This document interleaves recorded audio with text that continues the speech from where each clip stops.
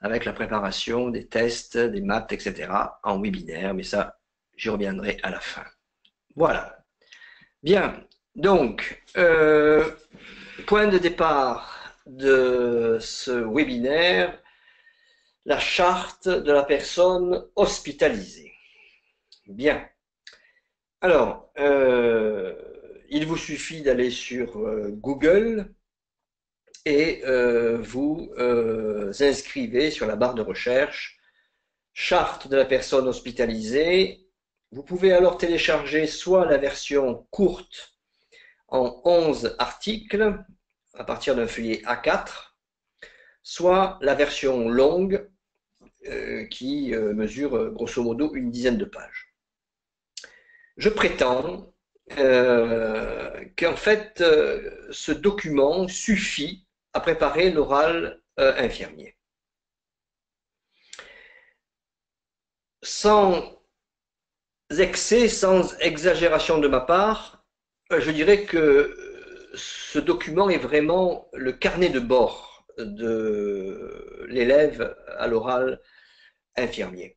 Alors évidemment, il est tout à fait possible de le compléter à partir de la lecture de ce livre admirable en termes de préparation de l'épreuve orale, c'est-à-dire Une larme m'a sauvé, de Chantal Liébi. J'y reviendrai à la fin.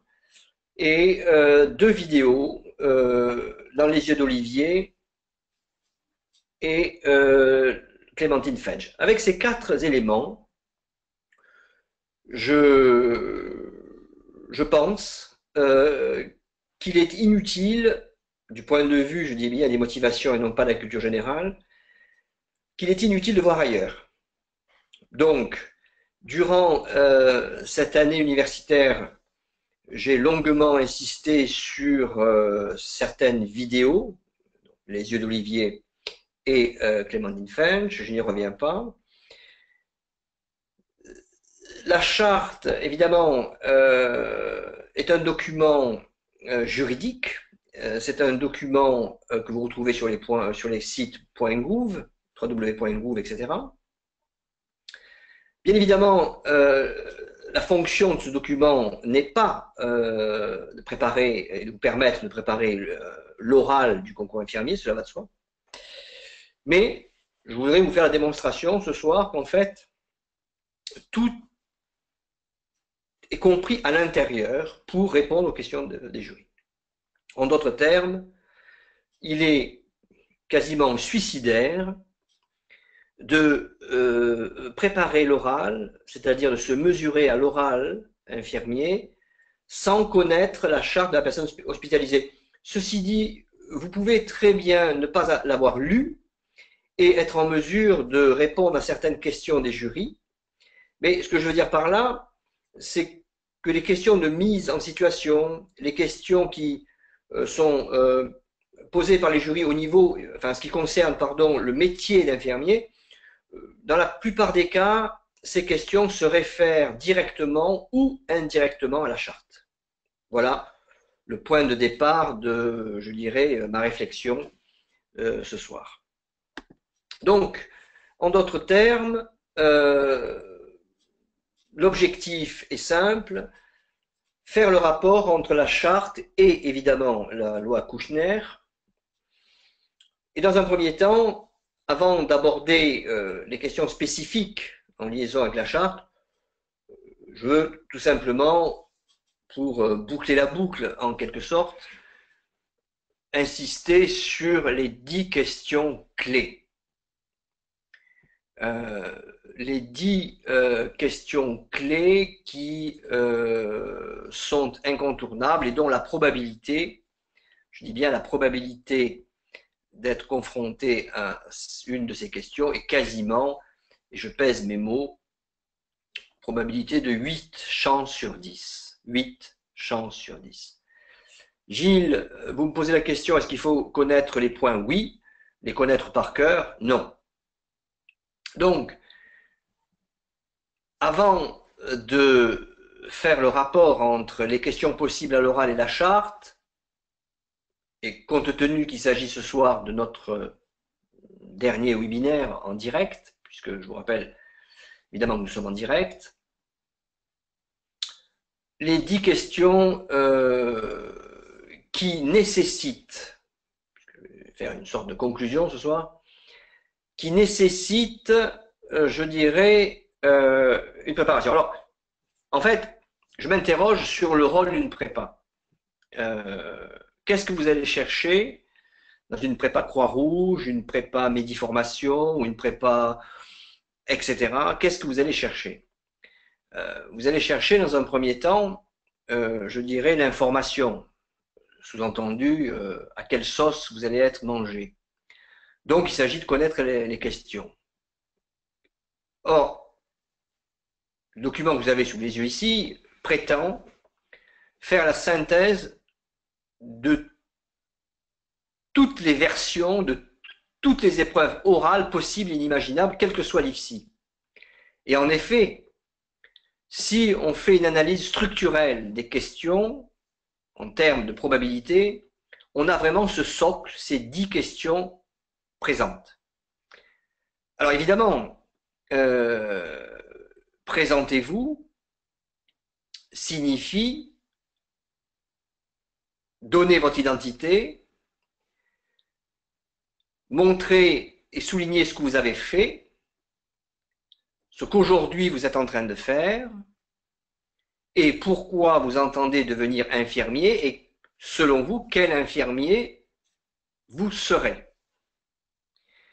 Donc j'insiste sur le fait que lorsque le jury vous invite à décliner votre identité, il s'agit véritablement de conjuguer le passé, le présent et le futur à partir d'une présentation qui peut, si on la chronomètre, se situer autour de 1 minute 30.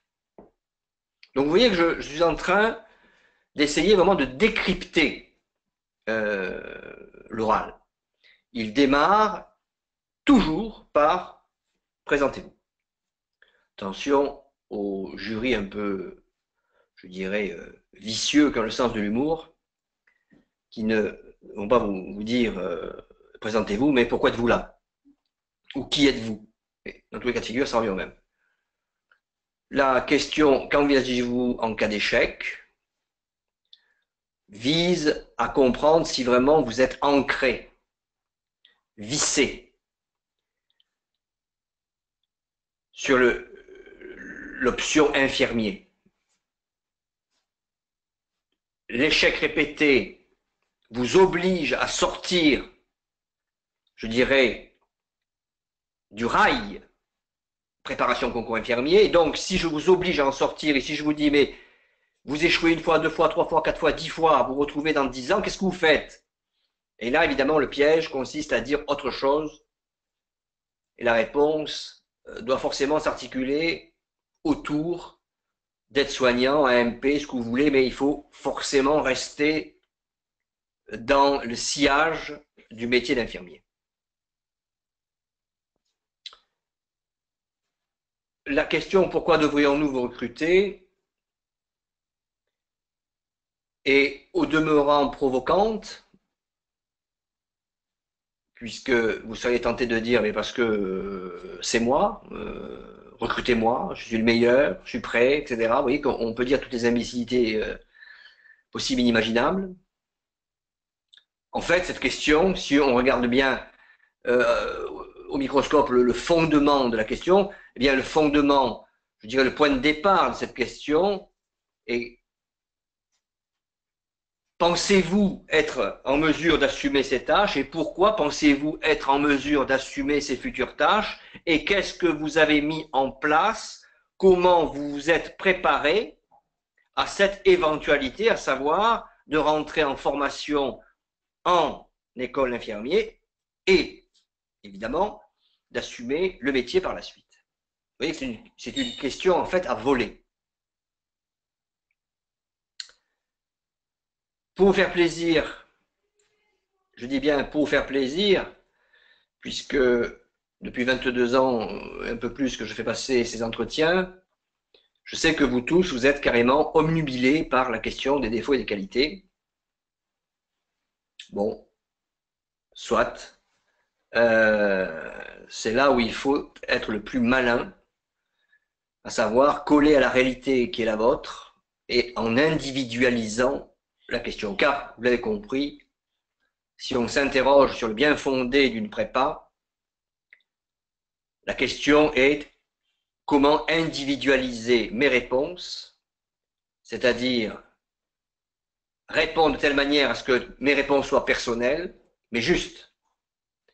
Donc soit je me réfère à un modèle, et dans ce cas-là, vous allez fatiguer les jurys. Et ce que je veux vous faire passer comme message ce soir, et c'est la dernière fois évidemment, puisque c'est la clôture, c'est qu'à partir du moment où vous préparez à ces questions, vous envisagez donc une réponse, et vous devez être capable, chaque fois que je vous pose cette question, d'y répondre différemment, mais en disant la même chose. Voilà en fait, je dirais, l'objectif de la prépa. Il faut improviser sur un terrain préparé. La question numéro 5, comment vous voyez-vous dans 5 ans, dans 10 ans? Il y a la variante 5 et 10. 3 à la limite. Peu importe. En fait, je vous oblige à vous projeter. Et là encore, c'est tout simplement l'invitation simple, à savoir quelle représentation avez-vous du métier d'infirmier, puisque, sous-entendu, vous vous imaginez en tant qu'infirmier. Attention, c'est à ce moment précis que certains candidats affirment le choix de tel service, bloc opératoire, tel projet, partir faire de l'humanitaire. Donc, vous dépassez le simple fait de dire voilà comment je veux vivre le métier d'infirmier, voilà comment je me situe en tant qu'infirmier.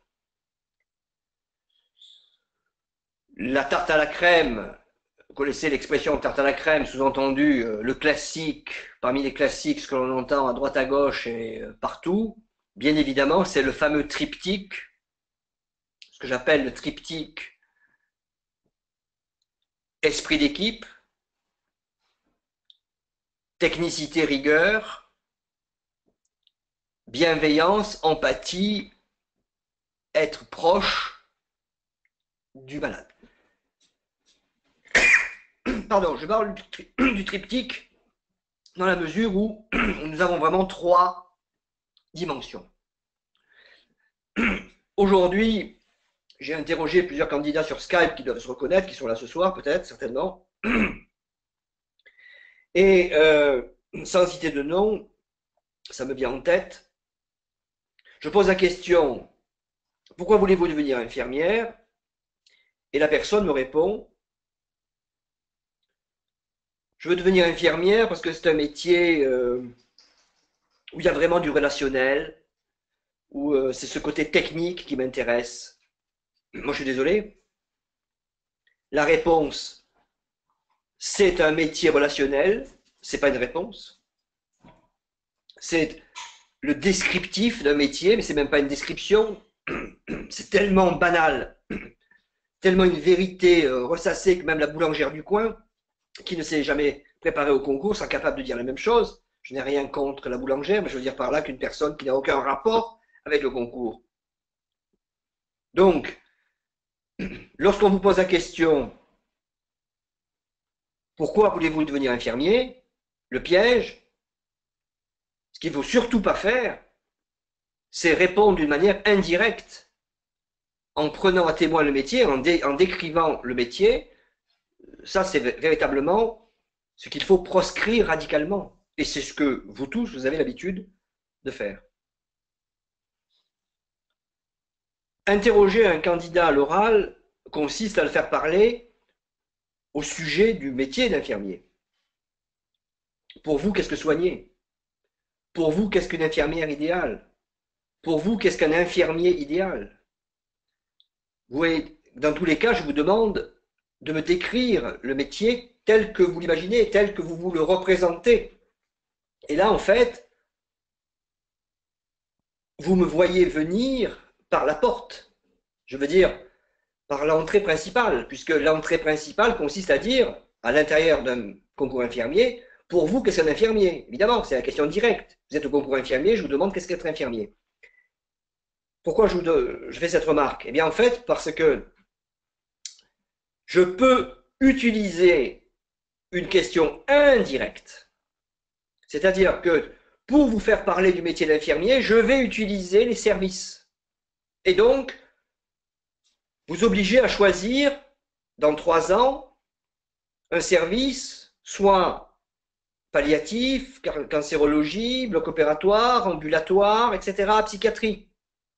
Mais en fait, je me fiche éperdument de savoir si vous avez l'envie ou l'idée de travailler en psychiatrie. Moi, ce que je veux, c'est vous faire parler du métier d'infirmier, mais en prétextant, en prenant comme prétexte tel ou tel service, tout en sachant, et là, je vous invite à reprendre la vidéo dans les yeux d'Olivier, qui, au fond, durant les 1h30, parce que c'est une émission qui est très longue, hein, vous l'avez constaté, au fond, cette vidéo se résume de la manière suivante.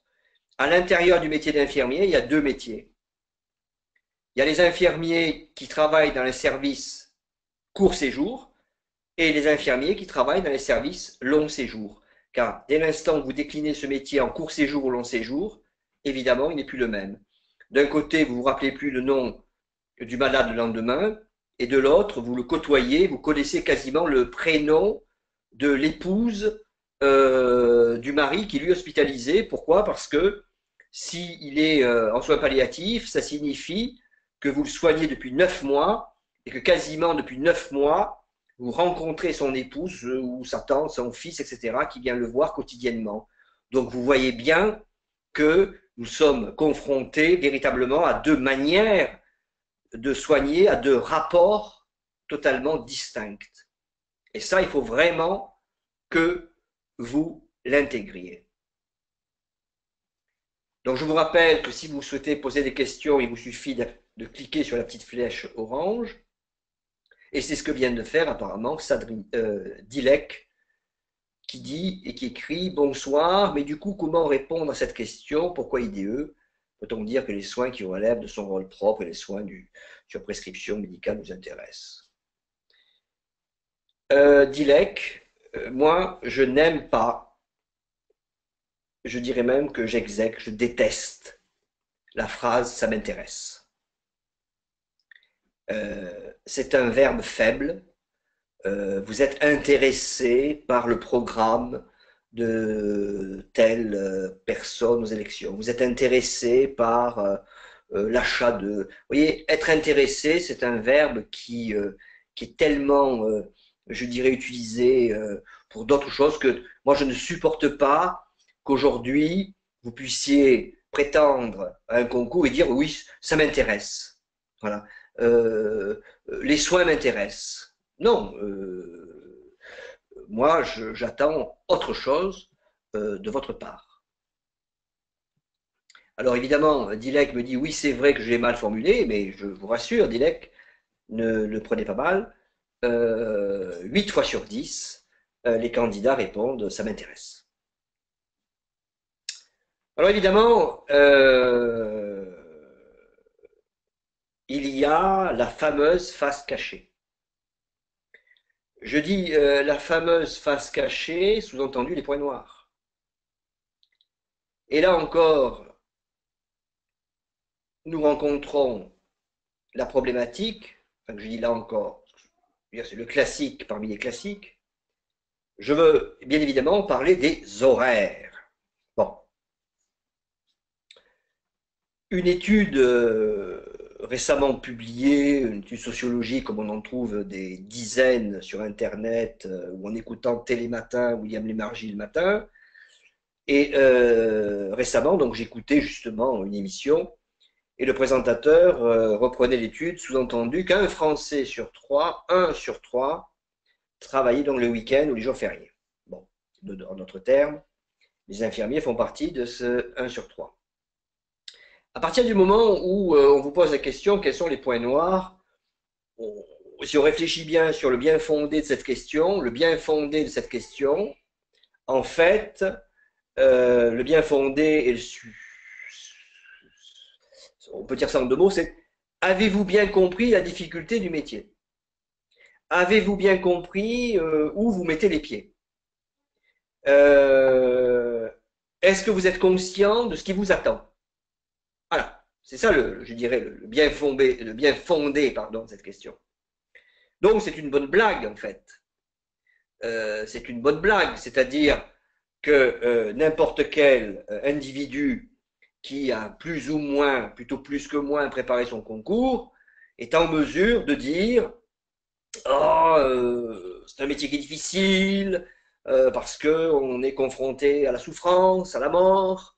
Ah, c'est difficile, parce qu'on travaille à Pâques, à Noël, et on peut travailler la nuit. Donc voilà, ça y est, c'est dans la boîte, tout le monde est content. Vous avez récité la leçon et vous avez dit ce que des milliers de candidats passant le concours vont répéter et ce que vous allez trouver dans n'importe quel ouvrage de préparation aux éditions Masson, etc. Alors évidemment, le but de notre démarche n'est pas de chercher à se distinguer des autres, puisque vous pensez bien que ça serait complètement stupide et imbécile de dire, mais voilà, il faut que je dise quelque chose d'original. Je dirais que s'il y a une épreuve où il faut ne pas chercher l'originalité, c'est bien celle-ci. Bon. Donc j'en reviens à mon point de départ, le point de départ que j'évoquais précédemment, à savoir personnaliser votre réponse. Alors personnaliser votre réponse, ça signifie répondre à partir d'un vécu. Euh, Moi, j'ai toujours été sidéré par, je dirais, la question des horaires. Bon, primo, parce que, comme je le disais précédemment, un Français sur trois travaille le week-end. Donc, si vous prenez un concierge qui travaille à l'hôtel, bon, je dirais, il ne va pas en mourir de travailler le week-end. Voilà, c'est pas indépassable, c'est pas incontournable, enfin, c'est pas une difficulté. Bon. Donc, la particularité des horaires dans le cas d'infirmier, c'est le fait justement de ne pas pouvoir quitter le travail. Et là, je fais le parallèle avec l'enseignement. Le gamin rentre chez lui plus tôt parce que le prof d'économie, le prof d'anglais est absent. La Terre n'arrête pas de tourner. Nous avons tous vécu ce genre de situation. Le prof est absent, on va en permanence ou on rentre à la maison. Je prends l'exemple du prof parce que, évidemment, c'est un agent du service public. Tel infirmier est absent. Les soins doivent bien évidemment être, dans tous les cas, dispensés. Et donc c'est là que vous comprenez la difficulté de l'hôpital. On ne peut pas être absent. Donc ça signifie qu'un sous-effectif causé par un arrêt de maladie, etc., ou un sous-effectif structurel entraîne des tensions et donc la capacité de switcher, de remplacer, de travailler plus, de rester une heure de plus. Donc, le problème des horaires, vous voyez bien que si on creuse un peu, ce problème est d'une autre nature. Alors, Dilek, vous écrivez après, c'est vrai que c'est des réalités. Bon, ok, donc c'est une remarque, c'est pas une question. Merci, Dilek. Donc voilà pour les points noirs. Bon, la question alternative, et nous allons en terminer là, ensuite nous allons aborder évidemment la loi Kouchner, mais il me semblait intéressant de reprendre, de faire, je dirais, un rappel. La question alternative concerne bien évidemment l'aide-soignant. Je le répète, aide-soignant, c'est comme les poupées russes. Aide-soignant fait partie d'infirmiers et une infirmière est une aide-soignante. Les tâches par glissement font que vous serez amené à faire le travail de temps en temps des aides-soignants, ce qui n'est pas évidemment vrai dans l'autre cas, ce qui n'est pas possible évidemment. Bien qu'il y ait des exceptions, mais ça c'est une autre histoire. Alors, l'alternative aide-soignant est très très très révélatrice et très très très intéressante. Alors, c'est intéressant surtout et avant tout lorsqu'au début de l'entretien vous posez au candidat la question « Pourquoi n'avez-vous pas songé à être soignant ?» Et là, systématiquement, le candidat répond « Ah non, ce n'est pas ce que je veux faire. Il n'y a pas la technicité. Merci. » Et à la fin de l'entretien, vous posez l'autre question, et donc en cas d'échec, répétez 2 fois, 3 fois, 4 fois, 5 fois, 6 fois, qu'est-ce que vous envisagez? Être soignant, mais monsieur, vous dites n'importe quoi, puisque vous avez dit que vous ne vouliez pas être soignant au début. Quelle est la morale de l'histoire? La morale de l'histoire, c'est qu'au-delà de la roue de secours, sous-entendu, si je rate infirmier, je fais être soignant, être soignant est une composante du métier d'infirmier. Et donc, cela signifie que vous êtes déterminé et qu'il y a une certaine modestie, une certaine humilité dans le choix qui est le vôtre, c'est-à-dire la possibilité de faire être soignant. Bien, bonsoir Madame Bouteille. Alors, vous posez une question, d'où l'intérêt de recruter des femmes qui ont des enfants grands, car on est plus flexible au niveau des horaires. Bien évidemment, Christelle, votre remarque est bien fondée, cela va de soi. Et je vais plus loin. D'où l'intérêt également de recruter des personnes dont le temps de transport entre leur domicile et l'hôpital, ce temps est raisonnable. Évidemment. Alors Stéphane, doit-on préciser que l'on présente à la fois IDE et AS? Ça dépend. Je dis bien, cela dépend des cas et de votre cursus, mais en général, c'est préférable.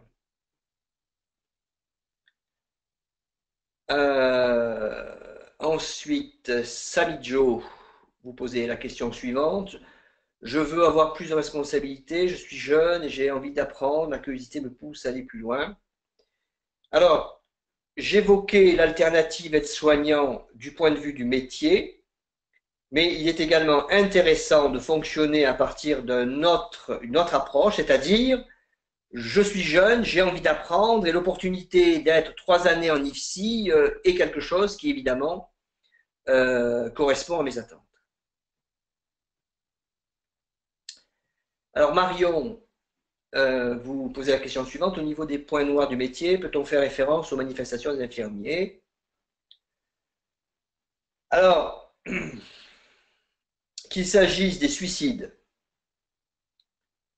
ou au niveau inférieur des burn-out ou au niveau inférieur des manifestations, c'est-à-dire les infirmières qui battent le pavé avec ou le drapeau CGT ou pas de drapeau du tout, mais en disant on en a marre, Marisol Touraine, réveillez-vous, c'est plus possible, parce que évidemment la cible c'est Marisol Touraine, enfin la cible aujourd'hui.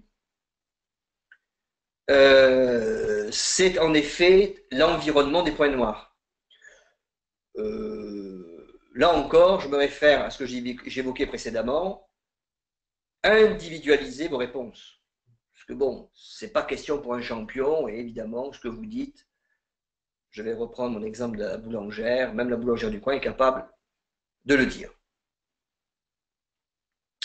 Alors Camille, vous dites, si on est déjà aide-soignante, cela peut nous favoriser. Alors, écoutez Camille, je suis surpris par votre question. Passer le concours infirmier en étant aide-soignante et en ayant le bac, c'est tout simplement avoir fait d'ores et déjà la moitié du chemin, tout simplement. Donc, bien évidemment, c'est un avantage.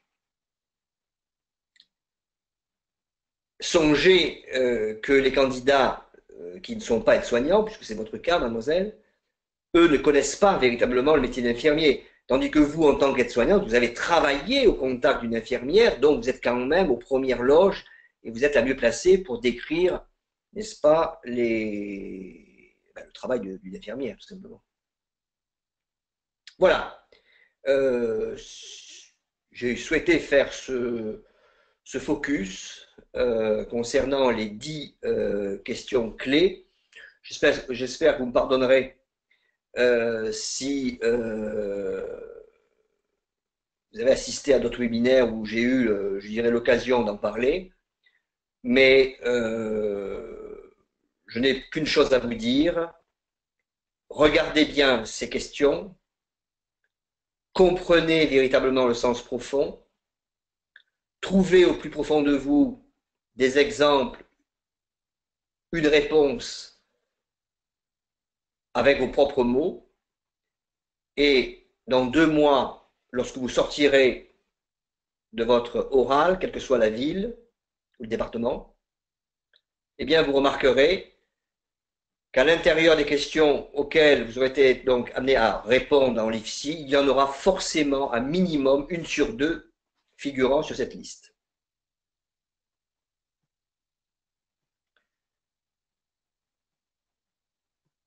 Donc, les 10 questions que je viens de souligner à l'instant se suffisent à elles-mêmes, c'est-à-dire qu'elles ne nécessitent pas véritablement, et c'est là où vous allez comprendre comment j'articule les 2 parties de cette visioconférence de ce soir, les questions donc que nous venons de voir ensemble sont des questions auxquelles vous pouvez répondre en direct, sans connaissance préalable. Les questions au sujet, plus précisément du métier, de ce qu'une infirmière peut faire ou ce qu'une infirmière doit faire, supposent un cadre, et ce cadre, c'est la loi Kouchner. À partir de cette loi Kouchner, qui véritablement établit des règles. Ces règles permettent aux patients d'y voir plus clair. Ces règles permettent de tout simplement établir, normaliser les relations entre l'infirmière, sa direction et les malades. Donc évidemment, la loi Kouchner est le solfège de l'étudiant, enfin du candidat au concours. Il faut véritablement connaître à minima ce cadre juridique. La charte de la personne hospitalisée est en fait l'émanation, c'est la conséquence de la loi Kouchner. Et cette charte, que vous devez connaître sur le bout des doigts, permet de répondre aux questions pratiques. Car je peux vous poser la question, quels sont vos défauts, vos qualités, est-ce que vous voulez faire être soignant, et patati, et patata, mais à un moment donné, je vais véritablement vous prendre par la main et vous dire, est-ce qu'une infirmière, est-ce qu'un infirmier peut faire ceci? Est-ce qu'il peut faire cela? Et si vous étiez confronté à tel cas de figure, que feriez-vous? Donc, ce sont des questions de projection. Et à partir du moment où vous vous situez dans un cadre professionnel, alors il faut évidemment comprendre et connaître le cadre, et donc le cadre juridique. Et là, nous avons soit l'axe, le rapport à la hiérarchie, le cadre principalement, le rapport au médecin, le rapport au malade, donc le rapport horizontal. Donc on a bien une relation verticale, le cadre, une relation horizontale, le malade, et une relation donc vers le bas, c'est-à-dire l'aide-soignante. Alors, soit, évidemment, on considère la relation aux collègues infirmiers, là nous sommes à l'horizontale, c'est-à-dire d'égal à égal, soit avec la aide-soignante ou l'aide-soignant, relation donc descendante, c'est-à-dire subalterne, l'aide-soignant dépend de l'autorité, dépend et subordonné à l'infirmière, l'infirmière dépend du cadre, et l'infirmière travaille avec d'autres infirmiers, donc, trois dimensions. Et toutes les questions de mise en situation vont mettre en situation, c'est le cas de le dire, des scènes où il va falloir prendre position, vous situer. Ce qui est très difficile, évidemment, pour des candidats comme vous qui vous n'êtes pas infirmier, vous n'avez pas suivi la formation d'infirmier, et donc c'est la raison pour laquelle il faut impérativement comprendre le cadre de la loi Kouchner, à minima, et ça vous permettra, un peu comme un garde-fou, soit de justifier votre réponse, soit de ne pas dire une bêtise. Démonstration.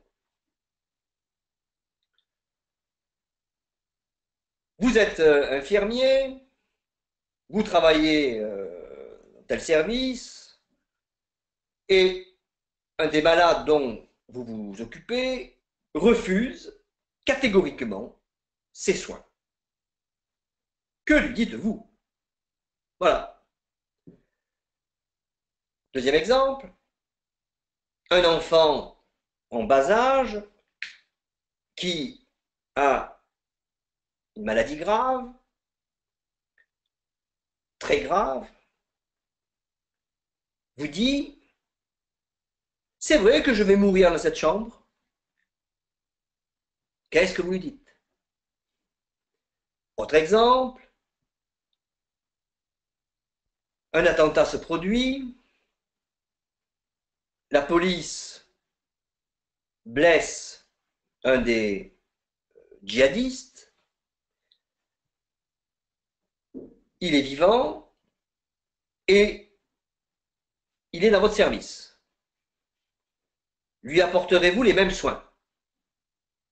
Alors, vous lui apporterez-vous les mêmes soins, sous-entendu, il est à l'origine d'une centaine de morts. Donc, ces questions sont terribles. Elles sont terribles, premièrement, parce que vous n'êtes pas infirmier. Donc, ça vous demande de vous casser la tête en disant, mais qu'est-ce que je peux bien lui dire? Moi, j'ai un bac S, j'ai 18 ans, pensez bien que j'imagine, mais est-ce que j'imagine bien? Bon, que dire? Ben, nous allons évidemment voir ensemble les articles, enfin, certains articles de la loi, de la charte de la personne hospitalisée et qui, évidemment, vont vous permettre de répondre à ces trois cas de figure. Bien. Alors, Samy, vous posez une question. Samy Joe. Alors, qu'est-ce que vous dites? J'essaie de comprendre pourquoi il ne veut pas accepter les soins pour trouver la solution. J'en parle à mon équipe. Mais pour l'enfant, il faut répondre quoi? Bon.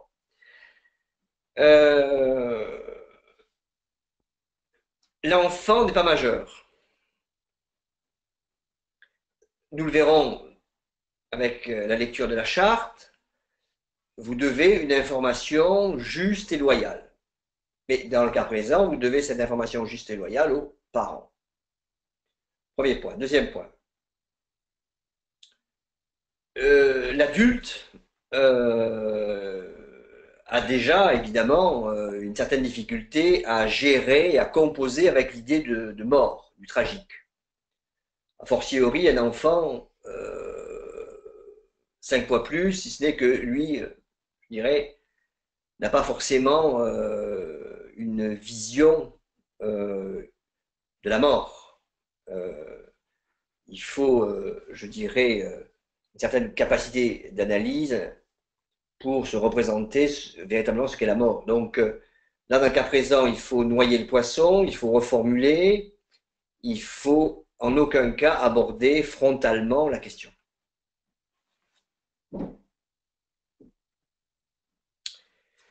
Alors, pourquoi la charte?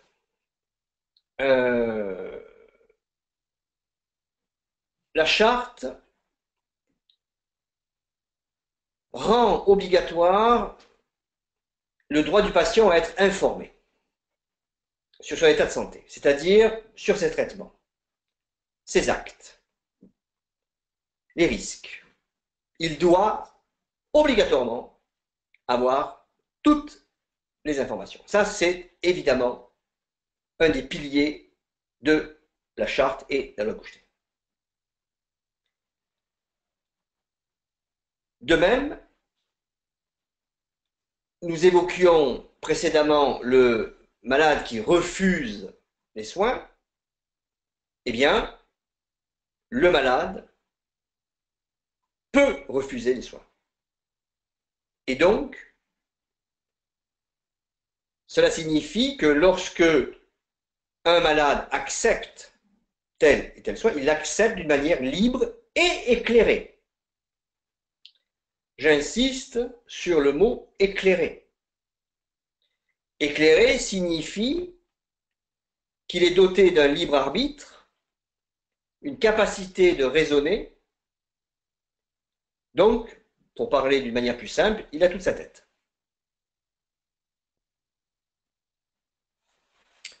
Autre point figurant à l'intérieur de la charte de la personne hospitalisée, puisque je vous rappelle que ce soir, c'est quand même le fond de notre débat. Je vous invite d'ailleurs à poser vos questions en cliquant sur la flèche orange si vous le souhaitez.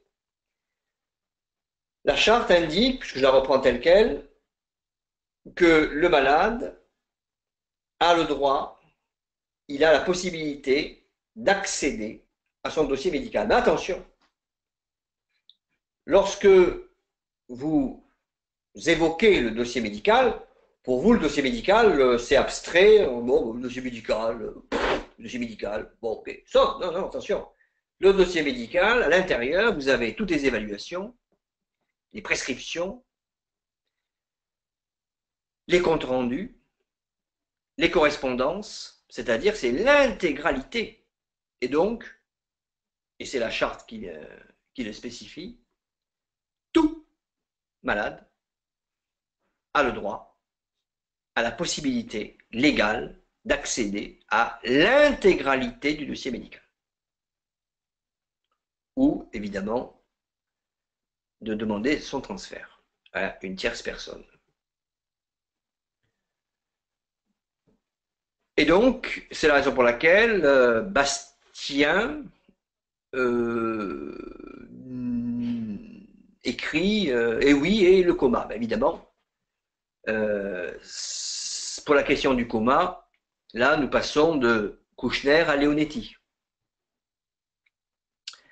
Même si, dans le cas présent, Leonetti est une loi qui est évidemment quelque peu insuffisante.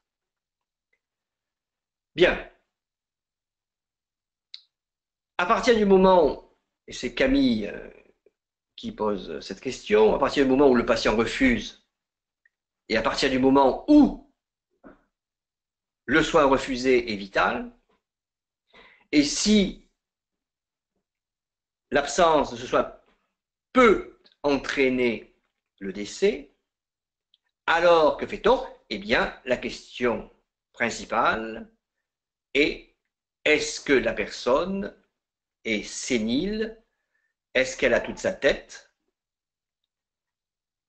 Est-ce que son point de vue est éclairé? À partir du moment où il a toute sa tête, alors il peut bien évidemment refuser le soin. Ça porte un autre nom, ça s'appelle se suicider.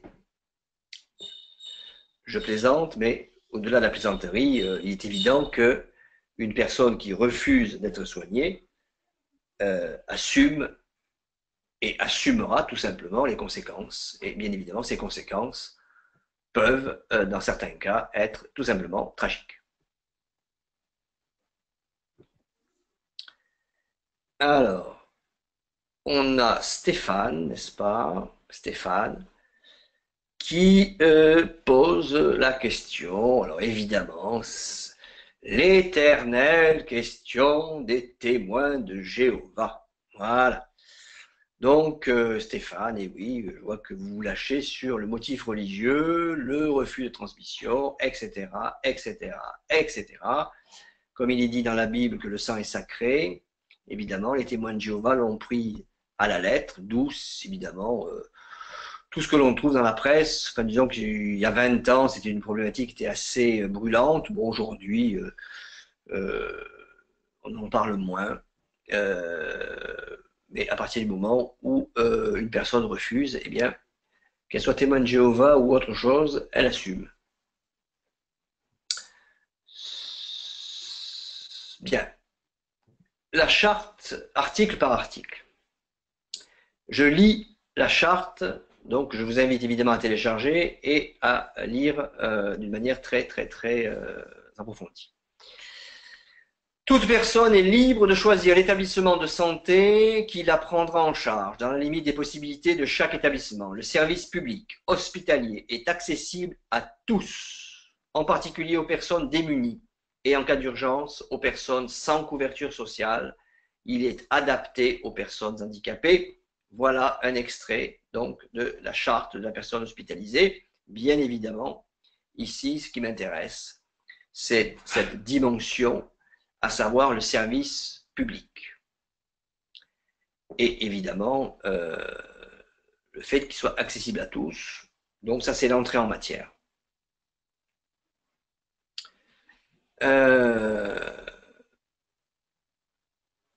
Alors, Stéphane enchaîne et pose une autre question. Alors, je lis la question de Stéphane. Un cas un peu particulier rencontré en service, personne en fin de vie, très douloureuse, famille opposée à l'utilisation des morphines. Bon. Les directives anticipées, normalement, permettent de fixer ces modalités. Si la personne est en coma, puisque je crois que vous dites ici en coma, parce que alors après, si vous voulez, on peut échafauder, inventer des cas les plus tarabiscotés, les plus insensés. De toute manière, Stéphane, vous posez la question, que fait-on? Bon, en fait, cette question n'a pas lieu d'être, parce que premièrement, elle ne sera pas posée à vous. Pensez bien que l'infirmier est véritablement je dirais, le dernier maillon, hein, puisque la personne qui est concernée au premier chef ici, c'est bien évidemment le médecin, cela va de soi. Donc, si pour des motifs dits catholiques, bon, c'est ce que vous écrivez, hein, apparemment, personne, famille opposée à l'utilisation, famille très catholique. Bon. Ça me semble assez discutable comme exemple. Je n'imagine pas une famille, qu'elle soit catholique, musulmane, juive, ce que vous voulez. J'imagine difficilement qu'à partir du moment où cette famille voit souffrir un proche, que celle-ci refuse de soulager la souffrance. Après, vous savez, dans la vie, hein, vous pouvez rencontrer des crétins, des abrutis, des fous, enfin, tout est possible dans la vie. Donc, ne vous cassez pas la tête avec des questions comme celle-ci. Posez-vous plutôt la question, pour quelles raisons, et quelle que soit la religion, va-t-on permettre à une personne de souffrir alors qu'elle pourrait moins souffrir? Voilà. Voilà. Après, c'est plus une question déontologique, c'est une question, je dirais, en rapport avec l'imbécilité humaine. Voilà. Donc, premier article de la charte de la personne hospitalisée, c'est vu. Article suivant, les établissements de santé garantissent la qualité de l'accueil, des traitements et des soins. Ils sont attentifs au soulagement de la douleur et mettent en œuvre pour assurer à chacun une vie digne, avec une attention particulière à la fin de vie. C'est intéressant, puisque vous trouvez à l'intérieur de la charte de la personne, hospitalisée, pardon, vous trouvez cet accent qui est évidemment mis sur les soins palliatifs. Les soins palliatifs, évidemment, constituent un service à part où, évidemment, toutes les qualités, qu'il s'agisse du rapport au malade, à l'attachement, à la distance thérapeutique, au cadre juridique, c'est vraiment le service où, je dirais, tous les déterminants sont, je dirais, poussés. Je dirais que c'est le paroxysme à tous les niveaux. On parle de licence thérapeutique, imaginez le sens que cela prend dans le cadre évidemment du rapport dans la durée. Évidemment, la loi Leonetti, n'en parlons pas. Donc, tout se cristallise et c'est la raison pour laquelle les personnes qui travaillent dans ces services sont quand même dotées d'une force psychologique supérieure à la moyenne, qu'il faut aborder ce service certainement pas en début de carrière. Et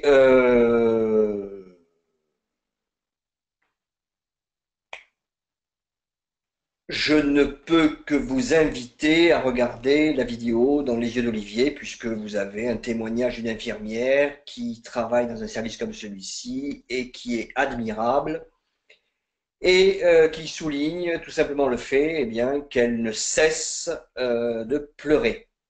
Et cela nous renvoie évidemment au sujet tiré des annales un peu plus classique. Une infirmière a-t-elle le droit de pleurer? Donc là, je préfère quand même vous dire tout net, il n'y a aucun article dans la charte de la personne hospitalisée qui vous interdit de pleurer. L'information, donc là je me réfère à la question précédente concernant l'enfant qui demande à l'infirmier est-ce que c'est vrai que je vais mourir dans cette chambre? L'information donnée au patient doit être accessible. Donc, je vous renvoie aux commentaires de l'article précédent concernant donc le dossier médical. Et loyale, donc cela signifie objective. Point. La personne hospitalisée participe au choix thérapeutique qui la concerne. Elle peut se faire assister par une personne de confiance qu'elle choisit librement. Je vous rappelle qu'à partir du moment où vous accompagnez un proche, même s'il s'agit d'ambulatoire, je rappelle que l'ambulatoire, c'est le service d'hospitalisation où vous rentrez le matin, vous ressortez le soir. Donc, même pour une opération donc, avec une anesthésie courte, 30 minutes, vous devez désigner une personne de confiance. Enfin, vous pouvez ne pas le faire, mais on vous y invite. Alors, David, vous dites distance thérapeutique et distance professionnelle. Oui, c'est la même chose. C'est le fait de... donc, puisque David me pose la question, nous pose la question, qu'entendez-vous par distance thérapeutique? Est-ce que c'est la distance professionnelle? Oui, c'est le symbole du vouvoiement et de la blouse blanche, c'est-à-dire avoir une présence authentique, être impliqué, être présent, mais la présence, je dis bien authentique, c'est pas du posture. Prendre la main, c'est être concerné, remonter le moral, soulager, accompagner véritablement. Là, je dirais, c'est profond, c'est intense. Trouver les mots, trouver les gestes, être présent, mais sans être altéré. Bon, compassion, compatir, souffrir avec, etc. Bon, c'est cette idée de distance thérapeutique. Ça se travaille, ça s'apprend, ça se pratique, mais en soins palliatifs, confère la vidéo donc dans les yeux d'Olivier, il y a la boîte de Kleenex au bout du chemin. bon, je dis qu'elle est la boîte de Kleenex au sens où on ne peut pas ne pas être, je dirais, sensible à la souffrance de l'autre. Écoutez, c'est très simple.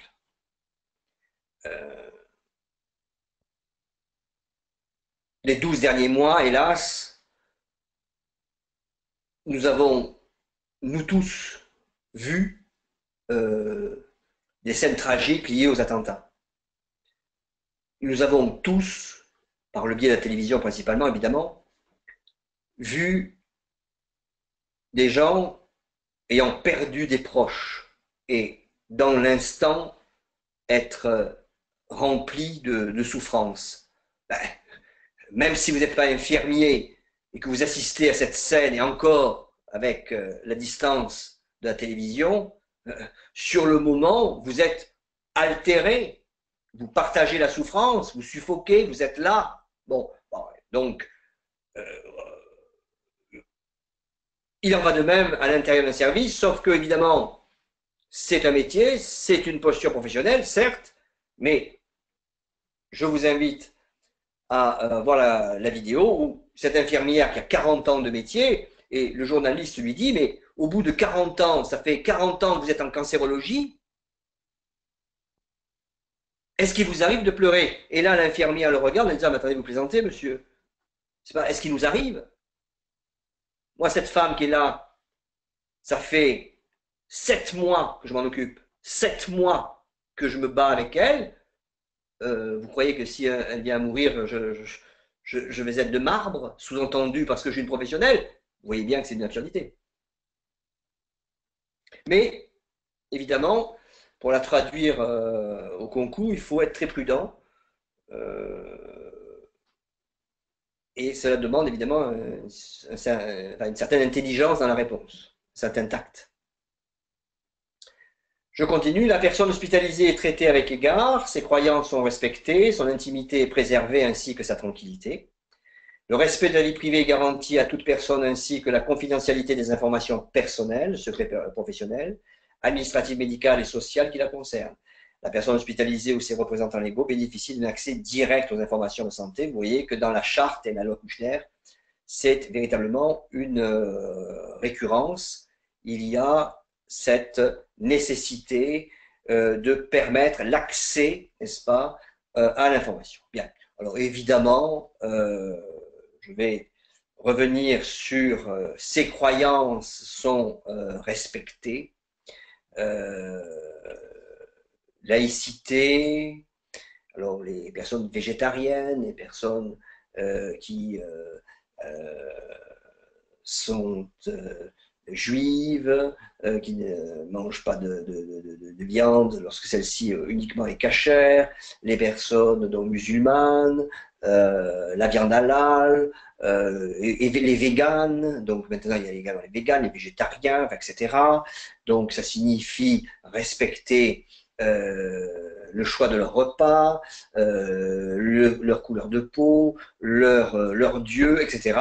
Donc il y a là vraiment l'idée du respect inconditionnel de l'autre lorsque l'autre est différent, voilà, dans ses manières de vivre, de penser, d'être, etc. Ça fait partie évidemment de la charte de la personne hospitalisée. Bon. Mais également son intimité, sa tranquillité, voilà. Bien. Je vous ai ici retranscrit l'essentiel de la charte et dès lors, vous comprenez que ces différents articles, ils sont très très simples d'accès. Hein, voilà, vous voyez, j'ai fait des sortes de ponctions. Hein, j'ai pris des extraits, c'est quasiment, alors sur les 11 articles, là, j'ai écarté ceux qui ont moins d'intérêt, mais ceux qui sont en rapport avec votre métier d'infirmier, vous les avez là. Et dès lors, vous comprenez alors pourquoi, je dis bien pourquoi, il est indispensable de les connaître. Je dis bien, il est indispensable de les connaître. Alors, Élise, vous posez la question suivante. Euh, alors, évidemment, mais ça ne vous regarde pas puisque ça se fait à l'accueil, donc lors des entrées, le document est signé obligatoirement, euh, impérativement, bien évidemment. Alors, évidemment, comment faire? Puisque là, je passe maintenant la charte de la personne hospitalisée, enfin, à moins qu'il y ait des questions, mais vous avez compris l'utilité, ce que l'on peut en retirer. Euh, Lorsque l'on a 18 ans, un bac ES, les rares infirmières qu'on a rencontrées, c'est soit en visitant la grand-mère ou en regardant Dr House. Comment répondre à des questions où on vous met en situation? Première réponse, connaître, maîtriser la charte de la personne hospitalisée. Ok, très bien, ça y est, on a compris. Mais je voudrais, au-delà de la connaissance de la charte, vous inviter à lire obligatoirement le livre d'Angèle Lévy. Et donc, je prétends que la lecture de ce livre, au départ, je vous ai dit, bon, lisez-le, c'est bien, mais comme ça, si le jury vous dit, qu'est-ce que vous lisez, vous dites Angèle Lévy. Non, je vais plus loin. Il est indispensable de vous appuyer sur ce livre. C'est-à-dire que si vous n'avez pas vraiment une vision concrète du métier, si vous avez des argumentations standardisées, vous pourrez alors vous nourrir de cet ouvrage. Je vous rappelle que Angèle Lévy, c'est une histoire vraie, que je n'ai pas du tout d'intérêt dans l'achat de ce bouquin qui coûte 7 € sur Amazon, vous l'avez le lendemain dans votre boîte à lettres. Hein. Donc, transportée aux urgences de l'hôpital de Strasbourg pour un malaise, Angèle Lévy commence à avoir des difficultés à s'exprimer, perd sa connaissance, elle est avec son mari. On la plonge alors dans un coma artificiel pour l'intuber. Le 4e jour, elle ne se réveille pas. Or, Angèle Lévy est consciente et entend tout, souffre, elle est enfermée dans une prison, c'est-à-dire que les personnes à l'extérieur, les médecins pensent qu'elle est irrécupérable, qu'elle n'entend rien, qu'elle ne ressent rien, sauf qu'elle ressent tout, qu'elle entend tout. Donc pour le personnel médical, elle est très vite considérée comme morte, mort cérébrale. Le miracle, le 25 juillet, une larme. Jour de l'anniversaire de son mariage. Sa fille aperçoit cette larme au coin de l'œil. Elle avertit le personnel médical qui rétorque que c'est impossible. Puis Angèle bouge le petit doigt. Commence alors une longue période de rééducation qui va durer presque un an. Un cas exceptionnel pour la science, la maladie d'Angèle Lévy, le syndrome de Bickerstaff, il peut se déclencher après une infection, etc. Ce livre, ce n'est pas du Zola, ce n'est pas du Proust, mais c'est tout simplement bouleversant. Mais au-delà de ce fait, voilà ce que je voudrais vous inviter à faire. Voici 2 extraits de cet ouvrage. Je dis bien, pris 2 extraits. Trop souvent, le corps médical oublie que derrière la maladie, il y a un malade et qu'il faut soigner les deux. Comme cette aide-soignante, hier, qui m'a lâché, je devais au moins avaler mes propres glaires. Mon service est hanté par la mort. Lorsque l'on évolue en permanence aux frontières de la vie, il faut savoir garder le contrôle de ses émotions. Toutes ces infirmières, que portent-elles chez elles? Que portent-elles chez elles? Que porte-t-elle chez elle? C'est Angèle Lévy qui parle. Eh bien, moi, je répondrai de la manière suivante avec un sujet tiré des annales qui est tombé à Rueil-Malmaison en septembre et qui retombera cette année. Une infirmière, lorsqu'elle termine son service, est-ce qu'elle laisse sa blouse blanche dans son vestiaire et laisse tout dans son vestiaire, comme le mécanicien laisse tout dans son vestiaire avec son bleu de travail? Angèle Liébi répond. Et ce que je veux faire comprendre ce soir, c'est que si vous n'avez pas suffisamment de matière, certes, nous avons vu que la charte vous permet de vous projeter, vous permet de donner un cadre, vous permet de répondre. Mais si vous restez sur des commentaires, des réponses très ISO 9000, très formatées, très banales, très répétées, alors au jury, rebondissez en reprenant cette lecture. Je dirais que, faute de vous appuyer sur la réalité, appuyez-vous sur le virtuel de l'expérience d'Angèle Liébi, une expérience qui n'est pas virtuelle, mais qui pour vous est virtuelle, puisque vous l'aborderez uniquement par son livre. Voilà pourquoi je vous invite très, très, très fortement à lire, faire des fiches et vous nourrir de cet ouvrage. Nawel me dit qu'elle est passée à l'émission sur TF1. Oui, elle a fait plusieurs plateaux TF1 ou autres. Émilie Kerr dit que c'est un ouvrage formidable. Je le pense aussi. Et Nawel pense que c'est bouleversant. En effet, c'est un témoignage en direct et pour votre devenir et votre métier, je pense que de toute manière, c'est profitable de le lire et on le retrouve dans beaucoup de biographies, dans l'IFSI première année, donc dans les IFSI, certains professeurs vous le proposent.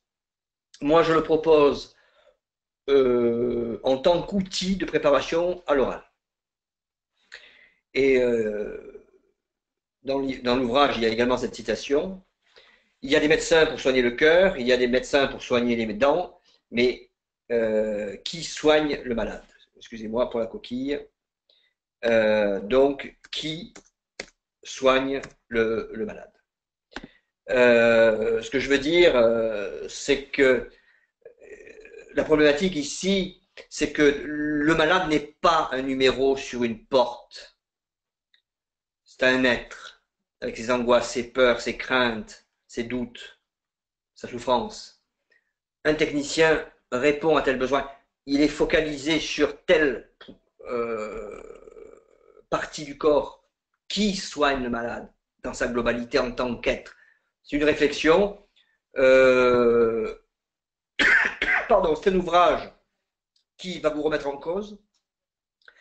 Il va vous faire réfléchir. Comme le dit Angèle Liébi, elle a écrit ce livre pour que les malades se fassent entendre et que les soignants s'interrogent. Que les soignants s'interrogent. Donc, je vous invite à le lire. Ça vous permettra de vous interroger. Si vous vous interrogez à l'initiative d'Angèle Liébi, alors vous pourrez rebondir et peut-être vous nourrir lorsque tel ou tel jury vous interrogera. Sous-entendu, si vous êtes pauvre en argumentation, voilà la raison pour laquelle je fais la promotion de cet ouvrage. Mais je le répète, je n'ai pas d'intérêt, évidemment. Je l'ai moi-même offert à plusieurs personnes. Et comme tout le monde, j'ai pris ma carte bleue, je suis allé sur Amazon et le lendemain, je l'avais dans ma boîte à lettres. Donc, voilà, c'est tout, c'est simple. Et je n'ai pas d'autres commentaires à faire. Voilà, j'ai souhaité, si vous voulez, ce soir, envelopper, puisque j'ai terminé la charte de la personne hospitalisée dans le cadre de Kouchner avec, avant, la différence entre les questions type, les 10 questions qui ne nécessitent pas la connaissance du métier, montrer l'utilité de la connaissance de la charte au regard de certaines problématiques dans le cadre des questions de projection, et pour aller au-delà, c'est-à-dire au-delà des questions classiques ou au-delà des questions de mise en situation, sous-entendu quelqu'un qui n'a pas fait de stage, quelqu'un qui a du mal à parler du métier d'infirmier, alors je vous invite justement à rebondir sur cet ouvrage qui forcément sera un appui pour votre argumentation, voire vous faire mûrir, voire évidemment vous permettre de réfléchir. Voilà, j'en ai terminé. Donc, s'il y a des questions, c'est avec plaisir que j'y répondrai. Donc, pour ceux qui se connectent pour la première fois, vous pouvez me retrouver sur visioprepa.fr. Je peux évidemment vous faire passer l'oral sur Skype individuellement. Et je signale un nouveau site, donc www.ifsi-advisor.fr. Vous connaissiez le TripAdvisor. Et bien maintenant, il y a IFSI Advisor. Donc, IFSI Advisor, c'est la possibilité de rentrer en contact avec des jurys ou des élèves qui ont passé le concours en direct, et c'est gratuit. Je vous rappelle que je recommencerai mon cycle de préparation au concours en direct. Donc, j'anime tous les mercredis de septembre à mars. Donc, je dis bien toute l'année, de septembre à mars, j'anime des formations en direct, comme ce soir, vous pouvez intervenir. Donc, vous pouvez vous inscrire sur les sites visioprepa.fr. Si vous voulez préparer l'oral ou avoir une analyse de tout l'oral, toutes les questions possibles à l'oral, vous pouvez le faire sur oralconcourinfirmier.fr. Comme je le disais la semaine dernière en m'amusant, approximativement pour calculer le nombre de concours, enfin le nombre d'entretiens que j'ai fait passer, je dépasse les 10 000. Donc voilà, c'est mon métier que d'interroger, de faire passer les entretiens, et plus particulièrement dans le cadre du métier d'infirmier. Je pense que peut-être ce soir vous l'avez compris. Bien, alors SAFA, ce cours et les cours précédents sont-ils en replay? Exceptionnellement, demain, cette visioconférence sera mise dans le domaine public sur YouTube, donc vous pourrez le voir pour ceux qui sont, enfin, ce sera facile, et je vous enverrai le mail. Bruno, Marine, oui, c'est toujours embêtant de ne pas avoir fait un stage, d'où la nécessité évidemment de lire Angèle Yébi. Marion, bien sûr qu'il y a d'autres lois à connaître, évidemment, Caillavet, Evin, Leonetti 1, Leonetti 2, Veil, évidemment. Oui, il y en a d'autres, Shame, mais en ce qui me concerne, celui d'Iebi est vraiment le plus adapté, donc à l'oral. David Montagne dit que mon webinaire est très instructif, comme d'habitude. Voilà, je le répète. Donc, c'est David Montagne qui dit que le webinaire est instructif. Merci, David. Merci, c'est sympa. Caroline, puis-je vous appeler à la fin du webinaire pour prendre rendez-vous pour mon premier Skype simulation? Oui, Caroline, appelez-moi juste après. Mais juste après, parce qu'après, il y a sur Paris Première, Zemmour et Nolo, et je ne rate jamais Zemmour et Nolo. Shame, et y aura-t-il d'autres webinaires ou est-ce vraiment le dernier? Oh, c'est le dernier, mais si quelque chose m'interpelle, peut-être évidemment, mais bon, normalement non, puisque maintenant je vous fais passer individuellement sur Skype, et le cycle annuel recommencera donc en septembre. Alors, donc, Nawel, je n'étais pas là au début du webinaire, il y a eu des retours de candidats qui ont passé l'oral, merci pour tout webinaire, super, merci Nawel, à bientôt. Oui, oui, tout à fait, Elise, tout à fait, elle est attachée. Merci Sadrina. C'est quoi votre compte YouTube? Gilles, c'est Visioprépa, hein, Visioprépa, oui, Visioprépa. Mais de toute manière, si vous faites prépa concours infirmier oral sur Google, vous allez trouver à peu près 200 vidéos où j'interviens donc sur cette chaîne. Ça sont les vidéos du domaine public, puisque toutes les vidéos privées que je réalise en studio pour vous préparer, donc évidemment, ne sont pas accessibles. Voilà. Bonsoir Marine, bonsoir Marie. Bonsoir Dilek. Voilà, bah écoutez, Corinne, parfait. Voilà, bon, bah, écoutez, voilà, merci. Bonsoir Julie, bonsoir Capucine et toutes mes salutations à votre maman. Julie, oui, Julie, bien sûr, ça y est, maintenant je vous remets, Julie. Merci de nous avoir accompagnés tous et toutes. Ces moments sont importants, à la fois conviviaux, informatifs, stimulants. Venant de vous, Julie, ça, c'est, je dirais, doublement important et j'en suis d'autant plus sensible. Il n'y a pas de cours le 23 mai, sa femme dit ça. Je sais pas, pourquoi me dites le 23 mai? J'en aurais oublié un, non, non, je pense pas. Sauf erreur de ma part, mais attention, je suis tellement débordé que je... Voilà. Bon, mais voilà, c'était encore un plaisir que de d'être présent, tout simplement. Euh, à bientôt sur Skype, puisque vous pouvez passer l'oral exactement comme au concours, comme je le fais depuis 22 ans, individuellement. Voilà. Et puis, à très bientôt. Ah, nous avons une invitation pour le 23 mai. Oh là là, excusez-moi, j'ai dû.